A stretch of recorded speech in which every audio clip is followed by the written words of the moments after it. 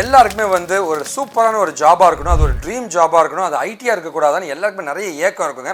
நீங்கள் எந்த ஜாபுக்கு வேணால் போங்க, அதில் வந்து 3 முக்கியமான மிஸ்டேக்ஸ் நம்ம பண்ணுவோம், 7 முக்கியமான ஸ்டெப்ஸ் நம்ம பண்ணணுங்க. அந்த 3 முக்கியமான மிஸ்டேக்ஸ் நம்ம அவாய்ட் பண்ணாலும் சரிங்க, இந்த 7 ஸ்டெப்பை கரெக்டாக ஃபாலோ பண்ணிங்கன்னா ஜாப் பண்ணுறது கண்டிப்பாக கிடைக்குங்க. இங்கே ஒவ்வொருத்தரும் கிடைக்கும். நாம் இப்போ அந்த 7 ஸ்டெப்ஸ் தான் பார்க்க போகிறோம். நான் உங்களோட அண்ணன் வெங்கட் ஃப்ரம் விக்கிடெக்கி அண்ட் காஷிவ் இன்ஃபோ கம்பெனிங்க.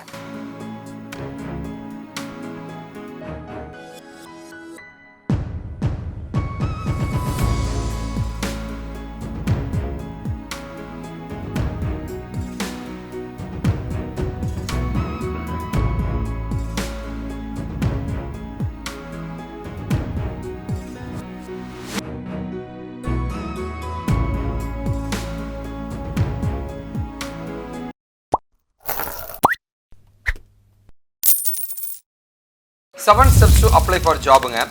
7 ஸ்டெப் நம்ம பார்க்கறதுக்கு முன்னாடி பார்த்தீங்கன்னா நம்ம காமன் மிஸ்டேக்ஸாக வந்து ஒரு ஜாபுக்கு நம்ம என்ன பண்ணுறோம்னா, ஃபர்ஸ்ட் வந்து ஜாப் டிஸ்கிரிப்ஷனை சரியாக புரிஞ்சுக்கிறது கிடையாதுங்க.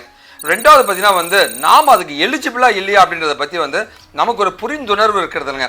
இது இல்லாமல் எந்த ப்ரிப்ரேஷனும் பண்ணுறதில்ல. இது எதுவுமே பண்ணாமல் நம்ம வேலை தேர்றது தான் மிகப்பெரிய பிரச்சனைங்க. இதில் என்ன நஷ்டம் உங்களுக்கு ஆக போகுதுன்னு பார்த்தீங்கன்னா வந்து time waste for the interviewer ஹெச்ஆருங்க. ஹெச்ஆருக்கும் இன்டர்வியூருக்கும் வந்து பயங்கரமான டைம் வேஸ்ட்டுங்க. இதெல்லாம் உங்களுக்குமே டைம் வேஸ்ட் ஆகுதுங்க. இதுதான் மிகப்பெரிய லாஸ் உங்களுக்குங்க. ஓகேவா? மற்றபடி வந்து ஒரு ஜாபுக்கு போகணும், கெரியர் கைடன்ஸ் வேணால் வந்து நீங்கள் எப்போ வேணால் நீங்கள் காண்டாக்ட் பண்ணலாங்க. இப்போ ஜாபுக்கு அப்ளை பண்ணுறதுக்கான அந்த 7 ஸ்டெப்ஸ் நம்ம டீட்டெயிலாக பார்க்கலாங்க. முதல்ல பார்த்தீங்கன்னா வந்து ஜாப் டைட்டில். அந்த ஜாப் டைட்டில்லாம் வந்து நாம் தேடுற ஜாப் தானே, நீங்கள் தேடுற ஜாப் தானே, உங்களுடைய எக்ஸ்பர்டைஸ்க்கு அது அலைன் ஆயிருக்கா இல்லையா அப்படின்றத பற்றி முதல்ல தெரிஞ்சுங்க. ஃபார் எக்ஸாம்பிள் நான் ஒரு நெட்வொர்க்கிங் ரிலேட்டட் நான் லேர்ன் பண்ணியிருக்கேன் அப்படின்னா நெட்வொர்க் இன்ஜினியருக்கு சர்ச் பண்ணலாம். கிளவுட் இன்ஜினியருக்கு ரிலேட்டடாக நான் லேர்ன் பண்ணியிருக்கேன், கிளவுட் கம்ப்யூட்டிங் படிச்சிருக்கேன்னா கிளவுட் இன்ஜினியருக்கு நம்ம ட்ரை பண்ணலாங்க. ஓகேவா? அந்த ஜாப் டைட்டில் நமக்கு மேட்ச் ஆகுதான் ஃபர்ஸ்ட் பார்த்துங்க. ரெண்டாவது பார்த்தீங்கன்னா வந்து நோ அபவுட் தி கம்பெனி. அந்த கம்பெனி என்ன ப்ராசஸ் பண்ணுறாங்க, அந்த கம்பெனியில் என்னெல்லாம் நடந்துட்டு இருக்கு, என்ன ப்ராஜெக்ட்ஸ் போயிட்டு இருக்குன்னு அந்த கம்பெனி பற்றி கொஞ்சம் டீட்டெயிலாக தெரிஞ்சுங்க. மூணாவது பார்த்தீங்கன்னா வந்து ஒர்க் எக்ஸ்பீரியன்ஸுங்க.